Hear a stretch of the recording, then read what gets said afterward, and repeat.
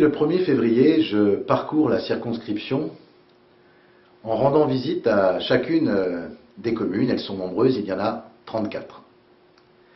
Au long de ces visites, je rencontre des élus, je rencontre des chefs d'entreprise, des agriculteurs, des viticulteurs, des maraîchers. Je rencontre des bénévoles associatifs, des responsables d'établissements publics, d'enseignement ou de formation professionnelle. Ces visites sur le terrain sont absolument indispensables pour comprendre les différentes difficultés, les différents problèmes auxquels sont confrontés tous les acteurs de notre circonscription. En rencontrant les élus que je connais bien, puisque je préside l'association des maires du vignoble, j'ai pu avec eux m'entretenir des questions relatives aux infrastructures routières ou ferroviaires. J'ai pu évoquer avec eux toutes les questions liées à l'évolution de l'intercommunalité. En rencontrant les chefs d'entreprise, industrielles, artisanales ou commerciales, ou même libérales, j'ai pu évoquer avec chacune et chacun d'entre eux toutes les difficultés auxquelles ils sont confrontés, les questions de normes, de réglementation, le coût des charges sociales, le coût du travail qui quelquefois peut pénaliser l'emploi, la crainte que certains d'entre eux ont à recruter des apprentis parce qu'ils sont paralysés presque par les normes qui s'appliquent à ce type de contrat de travail.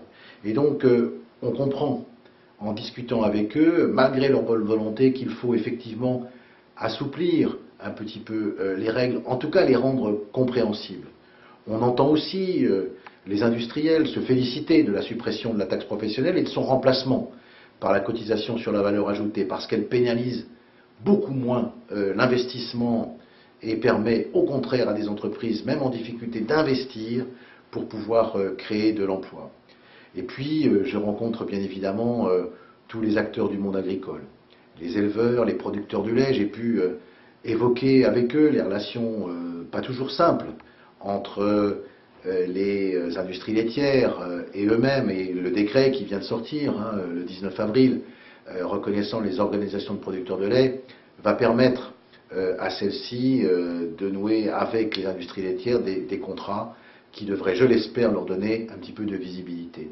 Et puis, bien évidemment, le maraîchage, qui est confronté à des difficultés liées aux contraintes environnementales, normales, mais de plus en plus fortes. Et puis aussi, encore une fois, le coût du travail, la concurrence étrangère au sein de l'Union européenne. Et on peut se féliciter d'ailleurs de la baisse de certains coûts du travail qui a été opérée dans ce domaine grâce à l'action du ministre de l'Agriculture.